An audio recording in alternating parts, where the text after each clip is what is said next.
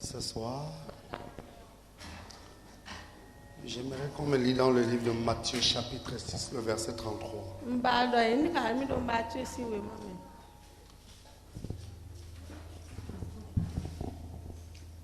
Matthieu chapitre 6, verset 33. Je lis au nom de Jésus. Cherchez premièrement le royaume et la justice de Dieu, et toutes ces choses vous seront données par-dessus tout. Est-ce que tu peux reprendre? Matthieu chapitre 6, verset 33. Cherchez premièrement le royaume et la justice de Dieu, et toutes ces choses vous seront données par-dessus tout. Alléluia. Alors ce soir, je veux parler sur le message que j'ai intitulé « Les 3 éléments qui mènent à la gloire divine ».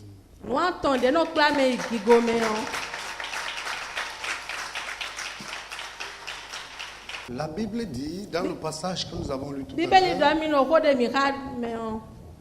que nous devons chercher premièrement le royaume de Dieu et sa justice.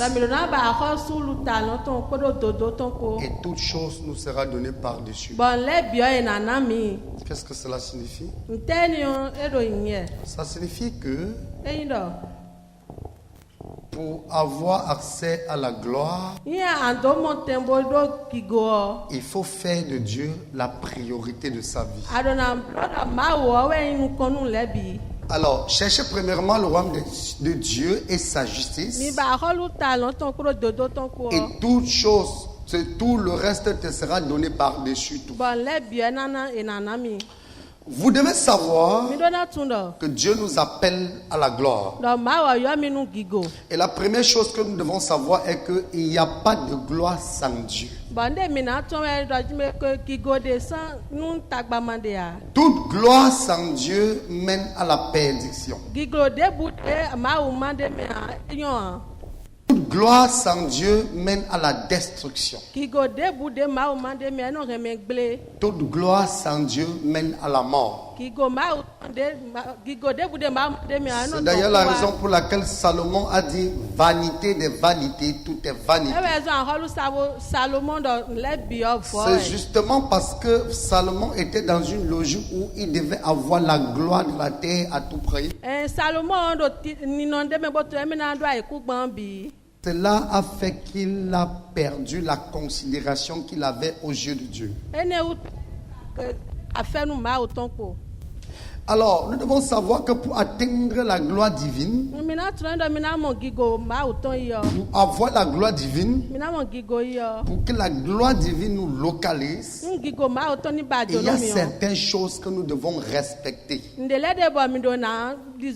Parce que c'est la gloire de Dieu qui amène la prospérité dans une vie. Dieu qui amène la bénédiction dans une vie. C'est la gloire de Dieu qui amène la richesse. C'est la gloire de Dieu qui amène l'élévation. C'est la gloire de Dieu qui fait de nous ce que nous devons être. Une vie sans gloire est une vie qui est destinée à la mort. Une vie sans gloire est une vie qui est destinée à la perdition. Donc, sans la gloire de Dieu, on ne peut vraiment pas dire qu'on est riche. Sans la gloire de Dieu, on ne peut vraiment pas dire qu'on possède des choses. Parce que tout ce que tu possèdes sans la gloire de Dieu te conduira à la chute, te conduira à la mort. Est-ce que je parle à quelqu'un? Est-ce que je parle à quelqu'un? Il dit cherche premièrement le royaume de Dieu et toute chose te sera donnée par-dessus tout. Mais qu'est-ce que nous constatons dans la vie, dans la chrétienté aujourd'hui, au sein de l'église aujourd'hui? Les gens, au lieu de chercher premièrement le royaume, ils cherchent premièrement ce qu'ils besoin, le matériel. Et on cherche Dieu deuxièmement, troisièmement, quatrièmement, cinquièmement. D'autres cherchent même Dieu dixièmement. Est-ce que je parle à quelqu'un? On cherche d'autres choses et Dieu vient en second plan. Dieu vient en dernière position. En fait, la priorité de la vie des frères et des sœurs aujourd'hui, c'est d'abord le bien-être, c'est d'abord le bien matériel. Pour leur propre gloire, c'est d'abord la gloire du monde. Oh, la Bible est claire. Que pour avoir la gloire sur le plan, il faut déjà avoir la gloire divine. S'il n'y a pas de gloire divine, tu ne peux pas dire que tu as la gloire. Combien de personnes aujourd'hui mettent l'intérêt de Dieu avant toute chose? Combien de personnes mettent l'intérêt du ciel avant toute chose? Nous courons derrière la gloire du monde. Nous courons derrière la gloire de la terre. On court derrière le matériel. On court derrière le bien matériel en mettant Dieu en second plan. Il faut que tu saches que tout ce que tu obtiendras sans Dieu te conduira en enfer. Est-ce que je parle à quelqu'un? Tout ce que tu obtiendras sans Dieu te conduira en enfer. Parce que le monde et sa convoitise ne peuvent mener que en enfer. Le monde et sa convoitise ne peuvent que t'amener à la perte. Donc si tu veux connaître la gloire dans cette vie, la première chose que tu dois chercher, c'est la gloire divine. On dit cherche premièrement. Dans tout ce que tu fais, la première chose que tu dois chercher, c'est l'intérêt du ciel. La première chose qui doit te préoccuper, c'est ce qui appartient à Dieu. La première chose qui doit être au centre de ton intérêt, c'est d'abord ce qui appartient au ciel. Et lorsque Dieu devient la priorité de ta vie, il devient aussi l'architecte de ta vie. S'il est la priorité de ta vie, il bâtira ta vie selon le modèle qu'il veut. Il est la priorité de ta vie. Il fera de ta vie ce qu'il veut que ta vie soit. Est-ce que je parle à quelqu'un? Est-ce que je parle à quelqu'un? Est-ce que je parle à quelqu'un? Est-ce que je parle à quelqu'un? Dieu vient premièrement en toutes choses dans ta vie? Est-ce que Dieu vient premièrement en toutes choses dans ta vie? Est-ce que par rapport à ton travail, Dieu vient? Est-ce que dans ton foyer, Dieu vient premièrement? Est-ce que dans tes finances, Dieu vient premièrement? Est-ce que dans tes habitudes, Dieu vient premièrement? Est-ce que dans ta vie, Dieu vient premièrement? Est-ce que dans tout ce que tu fais, Dieu vient premièrement? Comment peux-tu être en train de prier pour la bénédiction financière et lorsque tu as des finances, la priorité pas de payer ta dîme? Je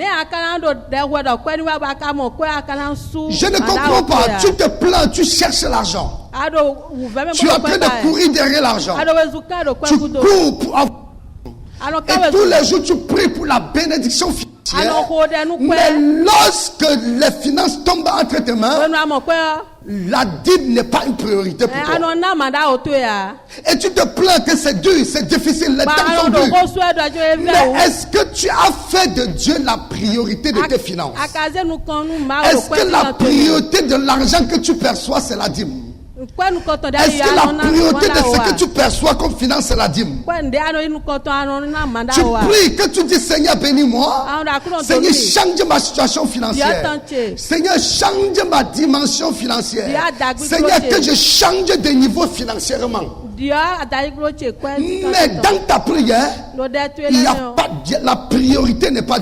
Un chrétien qui n'a pas donné la priorité à Dieu dans ses finances ne sera jamais riche. Est-ce que je parle?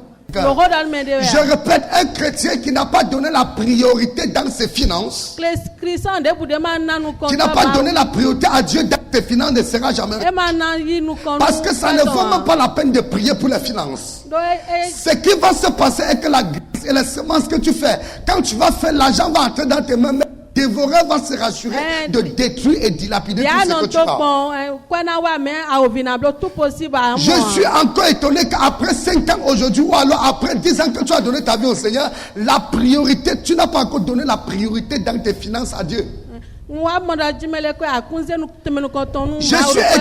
après 20 ans, 15 ans de vie chrétienne, de marche spirituelle, Dieu n'a pas la priorité dans tes finances. A dit, tu ne payes pas la dîme lorsque tu reçois l'argent. Un chrétien donne la priorité à Dieu dans ses finances. Dès qu'un montant, tout ça, mais quelle qu'en soit la somme, il retire premièrement la part de Dieu avant de faire quoi que ce soit. La raison pour laquelle beaucoup de chrétiens rencontrent beaucoup de problèmes sur le plan financier, c'est tout simplement parce que Dieu n'est pas la priorité dans les finances. Si Dieu est la priorité dans tes finances, il va se rassurer que tes finances ne souffrent de rien parce qu'il est la priorité. Dans une église de 500 personnes, 300, 400, 200 personnes, on trouve que c'est au plus 5-10 personnes qui sont vraiment fidèles dans les dîmes. Parfois on trouve que c'est 2-3 personnes qui sont fidèles dans les dîmes. Mais tous les jours, toute l'église prie pour que l'Éternel change la situation financière. Il a dit de chercher premièrement le royaume. Es-tu donné la première place dans tes finances à Dieu avant de lui demander de changer ta situation financière? Tu ne peux pas comprendre que Dieu n'est pas la priorité dans tes finances. Et tous les jours tu demandes, tu pries, tu dis Seigneur, change ma situation financière. Est-ce que je parle à quelqu'un? Écoutez-moi bien. La question de la dîme, elle ne se négocie pas. Et beaucoup de chrétiens prennent cela. En fait, cela vient en dernière position, en 10e position. Ça ne vient pas en première position. Ça vient en 10e position dans la vie de beaucoup de chrétiens. Et c'est la raison pour laquelle le dimanche, quand on dit dîme, tu vois, c'est quelques personnes qui s'avancent. Le mercredi, quand on dit dîme, c'est quelques personnes qui s'avancent. Et là, plusieurs personnes dans une église, on voit que c'est 6 personnes qui sont fidèles dans la dîme. Et lorsqu'on demande au Seigneur, lorsqu'on se met à prier pour l'ouverture des portes financières, c'est tous les prix, c'est tout l'église qui transpire, c'est tout le monde qui est engagé dans la prière. Alors ta prière n'aura pas d'effet, ta prière ne sera pas efficace parce qu'en réalité tu es en train de demander quelque chose à Dieu. Donc, il n'est pas la priorité de cela dans ta vie. Tu es en train de demander quelque chose à l'Éternel, donc il n'a pas la priorité en cela dans ta vie. Tu es en train de dire, Seigneur, bénis-moi ma dimension financière. Seigneur, quand l'argent entre dans mes mains, ça ne reste pas. Seigneur, quand l'argent entre dans mes mains, les problèmes viennent de partout. Seigneur, ça fait maintenant 1 semaine, je n'ai pas vu 5 francs, on ne mange pas chez moi. Ça fait 10 jours, ça fait 2 semaines. En réalité, Dieu n'est pas méchant. Dieu n'est pas méchant. Dieu n'est pas mauvais. Dieu est très juste. Il te répond en fonction de comment tu le considères. Comment ça s'entend? Que tu dis que tu es chrétien, depuis que tu as ta vie au Seigneur, tu as lu la Bible, tu as compris le principe de la dîme. Et tous les jours tu pries pour la bénédiction financière. Et tous les jours tu pries, chaque jour tu ne te poses pas de questions. Alors, donne la première place dans tes finances à Dieu. Je verrai si Dieu ne t'accordera pas ce que tu demandes sur le plan financier. La dîme n'est pas facultative. La dîme, elle est obligatoire. On appelle ça la part de Dieu.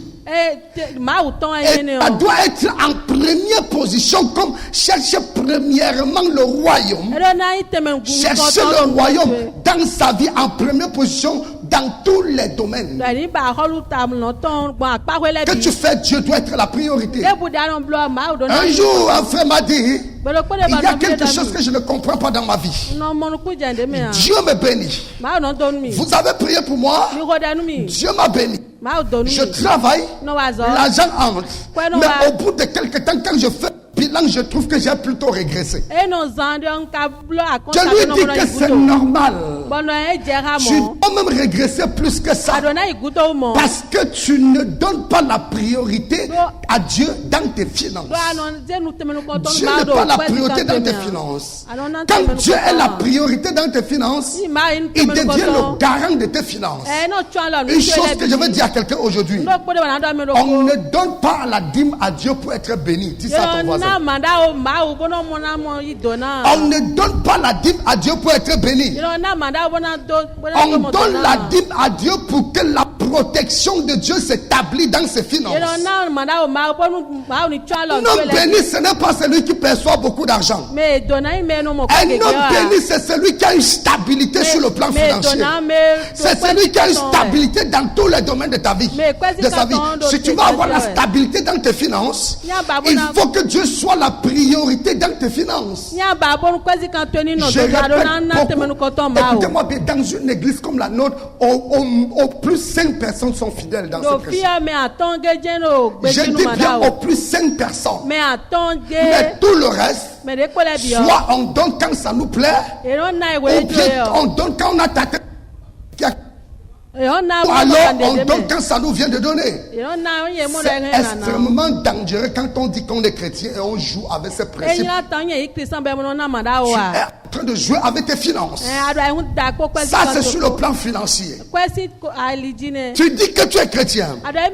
Dans ton travail ou alors dans ta vie courante, tu ne donnes pas la priorité à Dieu. En fait, l'intérêt de Dieu vient en second plan. C'est d'abord tes intérêts personnels. Ou tu peux boycotter un culte parce que tu es parti vendre dans ta boutique. Ou tu peux boycotter un programme spirituel parce que tu es parti accomplir, aller à un rendez-vous d'argent. Ou tu peux manquer un culte parce que tu es allé faire un petit commerce quelque part.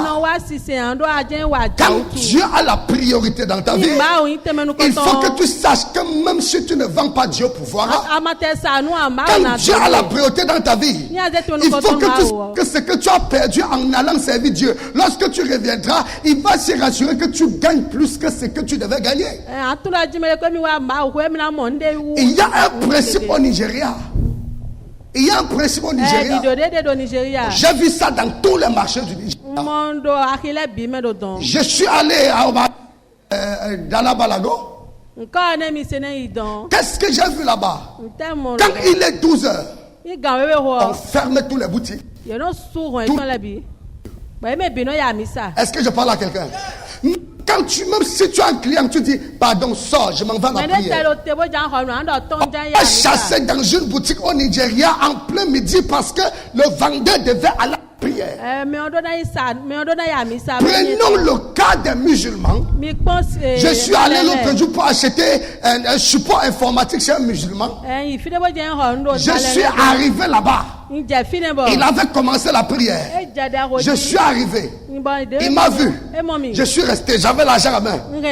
Il n'a pas bougé. Il a continué sa prière. Il a fini sa prière jusqu'à prier. Ça n'a gardé avant de me tourner et demander que le chrétien, surtout de cette génération, il est dans sa boutique.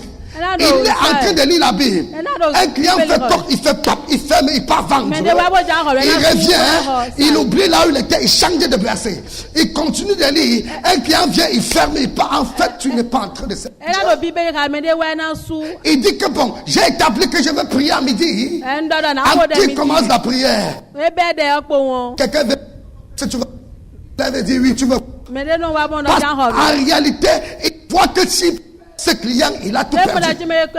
Il voit le client là, il a perdu la journée. Il paie le client là parce qu'il est en train de prier. Son commerce va tomber.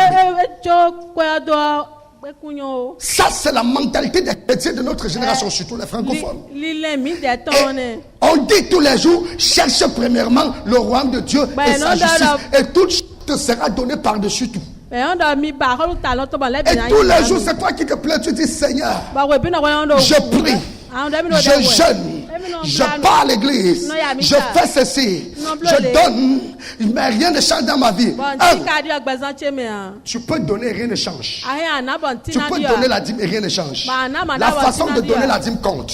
Lorsqu'on parle de la dîme, dès que tu soit quelque chose, si Dieu est la priorité dans ta vie, tu prélèves la part de Dieu avant de faire quoi que ce soit. Ça, de deux, tu peux aller à l'église. Tu peux même prier tous les... Ta prière n'est pas priorité sur tes... Dès qu'un client se plaint que tu fermes la Bible, tu arrêtes la prière, tu pars d'abord vendre et tu reviens continuer de prier. Ça, ce n'est pas la prière. Est-ce que je parle à quelqu'un? Est-ce que je parle à quelqu'un?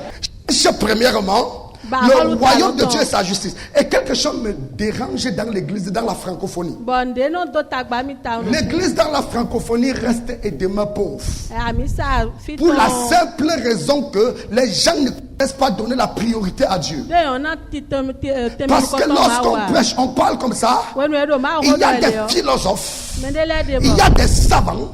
Il y a des gens qui sont là, ils calculent, ils disent bon voilà, vraiment après tout on doit vivre. Est-ce que je parle à quelqu'un? Après tout on doit vivre. Tu vois qu'avec Dieu ça ne se passe pas comme ça. Tu donnes la priorité à Dieu, Dieu devient le maître de ta vie. Quand Jésus entre dans ta vie, il ne veut pas être sauveur seulement, mais il veut être aussi Seigneur. Seigneur, c'est celui qui a la priorité sur toi, sur ta vie, sur ta maison. Tout ce que tu fais. Il ne veut pas être sauveur seulement. Il ne vient pas seulement t'aider. Il ne vient pas seulement te donner ce dont tu as besoin. Mais pour qu'il te donne ce dont tu as besoin, pour qu'il t'aide, pour qu'il fasse ce que tu es en train de demander, il faut que tu lui montres qu'il est aussi ton Seigneur. Il faut que tu montres qu'il est ton Seigneur. Et moi j'ai dit, je demandais pour la chrétienne pourquoi tu n'as plus payé ta dîme, pourquoi tu n'as pas payé ta dîme. Ne paye pas. Si tu ne payes pas, l'église va avancer, l'œuvre va avancer, le pasteur va vivre, les pasteurs vont vivre, les choses vont avancer normalement. Mais c'est toi qui vas tourner rond tout le problème du chrétien, c'est d'abord l'indiscipline. Est-ce que je parle à quelqu'un? C'est l'indiscipline. Tu te plains que tes finances sont pas stables. Est-ce que tu es stable avec Dieu dans tes finances? Tu es stable avec Dieu dans tes finances? Est-ce que tu es stable avec Dieu dans tes avoirs? Est-ce que tu es stable avec Dieu dans tes avoirs? Quelqu'un qui ne paye pas sa dîme peut bien trouver de l'argent. Mais l'argent là ne reste jamais. Et il ne réalise jamais rien avec cet argent. Est-ce que je parle à quelqu'un? Parce que le diable se rassure de détruire ça dans les moindres détails. Il détruit ça et tu te retrouves en train de gagner l'argent, mais tu ne trouves jamais. Au bout de 10 ans, tu vas seulement dire beaucoup d'argent est passé entre mes mains, mais je ne vois pas ce que j'ai fait avec. En fait, c'est parce que Dieu n'est pas la priorité. Le diable et toi-même vous êtes la priorité, que le Dieu laisse que le diable vienne dévorer comme il dit dans le livre de Malachie. Est-ce que vous savez qu'il y a des gens que dès qu'ils réussissent à gagner un 10 000 quelque part, est-ce que je parle à quelqu'un? Chaque 100 000, il dit cette année. Il y a des gens qui ont pris beaucoup de résolutions cette année. Mais chemin faisant, les problèmes sont venus. C'est même l'argent qu'ils ont déjà gardé. Et tu te retrouves en train de dépenser ce que tu as gardé et prêter même pour mettre dessus. Je te mets au défi. Sois fidèle dans tes dîmes. Comment le diable fera pour dévorer tes finances. Je verrai comment l'ennemi fera pour dévorer ce que tu as. L'église est pauvre et les gens ne comprennent. Ils n'ont pas donné la priorité à Dieu. Peuvent se permettre que le plus de venir à l'église en retard. Et quand on veut parler par les gens, vous voyez, on veut parler doucement. Non, en dehors de l'église quand même, il y a une vie, on doit. Il y a je dois faire. Écoute-moi bien. Et je veux que tu m'écoutes attentivement. Tu bloques et tu fermes les portes dans ta vie en agissant ainsi. Quelqu'un de normal, un chrétien de normal. Quand tu sais que tu as rendez-vous avec Dieu, quand tu viens occulter, c'est un rendez-vous avec Dieu.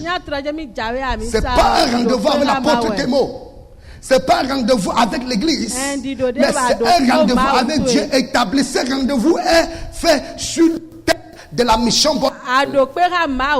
Et lorsque l'heure du culte, tu sais que c'est à 19h, tu fais tout ce qui est en ton pouvoir, être à l'église et commencer le culte avec tout le monde. Ça, tu es en train de donner la priorité à Dieu. Il y a des gens pour eux venir à l'église, c'est facultatif. En fait, on court, c'est quand on regarde la montre, on voit qu'il est 20h30. Bon, voilà, on fait un tour là-bas, on vient s'asseoir. Et quand tu cours, tu viens t'asseoir et qu'on lance les prières pour dire Seigneur, guéris-moi de mes maladies. Seigneur, change mon histoire. Tu te lèves et tu pries plus que tout le monde alors que Dieu n'est pas la priorité. Dieu n'est pas la priorité. C'est le danger de l'église aujourd'hui. Et cela touche tout le monde, jusqu'aux gens qui sont comme le noyau de l'église. Est-ce que je parle à quelqu'un? Oh, c'est quelque chose qui détruit et ralentit la croissance de l'église. Ça ralentit la percée dans les vies des gens. Ça ralentit en réalité la prospérité dans l'église. Cherche premièrement le royaume de Dieu. Donne la priorité à Dieu à toute chose. Dieu doit être la priorité. Écoutez-moi bien. Si quelqu'un veut voir la gloire de Dieu se manifester dans sa vie, soit donne-lui la priorité. Si tu commences à donner la priorité à Dieu, à partir de maintenant, au bout de quelques années, si ta vie ne change pas, c'est que ce n'est pas Dieu que nous servons. Est-ce que je parle à quelqu'un? Je répète. Si tu commences à donner la priorité en toutes choses, dans tes avoirs, dans tes finances, donner la priorité à Dieu, dans la façon de le servir, dans la façon de l'adorer. En fait, tu fais qu'il soit la priorité dans ta vie. Si tu le fais au bout de quelques années, si ton histoire ne change pas, si tu ne changes pas de niveau, si ta vie ne change pas, c'est que le Dieu que nous servons n'est pas vrai. Tu peux servir Dieu pendant 10 ans, mais tu le sers mal. Tu peux servir Dieu pendant 10 ans et tu le sers mal.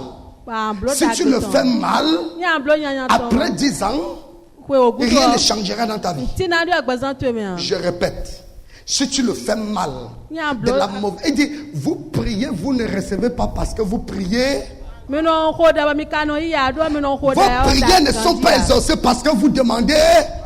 Vous demandez, vous ne recevez pas parce que vous demandez. Tu peux servir Dieu pendant 50 ans. Et tu le sais mal. On nous a prouvé cela. Parabole des vierges. Est-ce que je parle à quelqu'un? Les 10 sont des vierges. Les 10 sont des vierges, ont vécu dans la sainteté. Mais ce n'est que 5 qui réussit à assister, à accueillir le roi, le maître, le mari. Qu'est-ce qui s'est passé avec les 5 hommes? C'est parce qu'ils ont servi, mais en réalité, ils n'ont pas donné la priorité à ce service. Une femme qui attend le mariage, qui attend son mari, se prépare. Se garde d'abord pour son mari et se prépare pour ce mariage. Si tu te gardes pour ton mari et tu ne prépares pas ce mariage, tu risques de ne pas te marier. Est-ce que je parle à quelqu'un? Est-ce que je parle à quelqu'un? Tu peux t'asseoir à l'église et parfois, à cause de ton attitude, à cause de ton comportement, à cause de ta façon de faire, rien ne se passe pas, rien ne se passe dans ta vie. Et tu penses que c'est l'église qui est le problème. L'église ne sera jamais le problème pour ton avancement, pour ton élévation, pour ta percée. Le problème sera toujours toi-même. Est-ce que je parle à quelqu'un? Le problème sera toujours toi-même. Toujours toi-même. Pose de bonnes questions pour avoir de bonnes réponses. Pose-toi les questions qu'il faut et tu auras les réponses qu'il faut. Parle à quelqu'un. Cherche premièrement. Est-ce que tout ce que tu fais, c'est premièrement d'abord pour Dieu? Il y a des gens qui cherchent Dieu deuxièmement.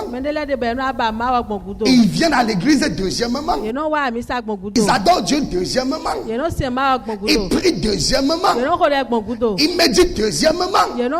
Tout ce qui concerne Dieu, c'est deuxièmement. Le premièrement, c'est d'abord pour eux. Le premièrement, c'est leur travail. Le premièrement, c'est leur bien-être. Le premièrement, c'est leur mariage. Le premièrement, c'est le manger à la maison. Il faut d'abord qu'on assure les arrières avant de voir si on peut payer la dîme. L'église souffre dans la francophonie à cause du fait que les gens ne donnent pas la priorité à Dieu. Et moi, je dis, le plus grand mal que les francophones ont eu, c'est d'être colonisés par la France. Parce qu'ils n'ont pas seulement colonisé de façon physique, colonisé même les mentalités. Est-ce que je parle à quelqu'un? Ils ont colonisé même les mentalités. Les mentalités. En fait, une ruse. La mentalité, les mentalités sont rusées. Et ça fait que l'action de Dieu n'est pas en fait propre dans les... C'est le problème de l'église, c'est ça. Dieu veut bénir tout le monde. La Bible dit que l'oreille de Dieu n'est pas due pour nous exaucer, ni sa main Dieu pour nous délivrer. Ce sont nos iniquités. Il n'a pas dit ce sont nos péchés. Parce qu'il y a une différence entre l'iniquité et le péché. Tu comprendras très bien. Il y a une différence entre l'iniquité et le péché. Est-ce que je parle à quelqu'un? Est-ce que je parle à quelqu'un? Il y a une grande différence. Il dit ce sont vos iniquités. Le fait de mettre Dieu en second plan, c'est dangereux. C'est très dangereux.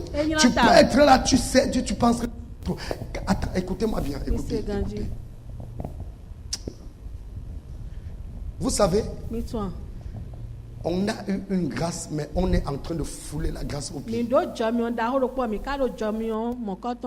Comment tu peux une église pendant 5 ans? Au bout de 5 ans, ton niveau n'a pas changé. Comment? Comment? J'ai fait le bilan de certains frères, de certaines personnes, et je me suis rendu compte que c'est catastrophique. Qu'est-ce qui peut se passer? Qu'est-ce qui peut se passer que tu dis que tu as Dieu pendant 5 ans et ta vie part de mal en pire? Le problème c'est qui?